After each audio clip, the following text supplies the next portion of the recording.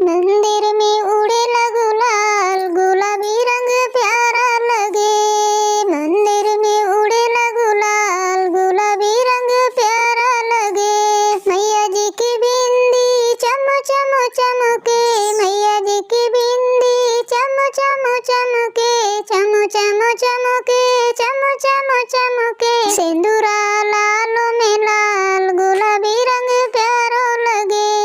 सिंदूरा लालो में लाल, गुलाबी रंग प्यारो लगे। मंदिर में उड़ेला गुलाल, गुलाबी रंग प्यारो लगे। मंदिर में उड़ेला गुलाल, गुलाबी रंग प्यारो लगे। मैया की चूड़ियाँ चम चम चमके, चम चम चमके, चम चम चमके।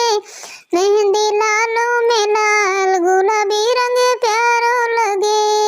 मेहंदी लालो में लाल, गुलाबी रंग प्यारो लगे। मंदिर में उड़ेला गुलाल, गुलाबी रंग प्यारो लगे।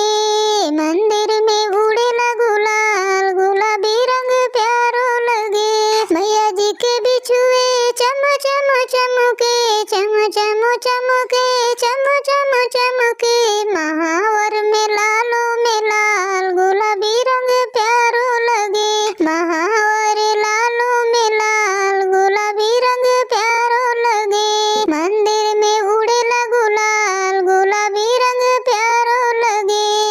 मंदिर में उड़ेला गुलाल, गुलाबी रंग प्यारो लगे।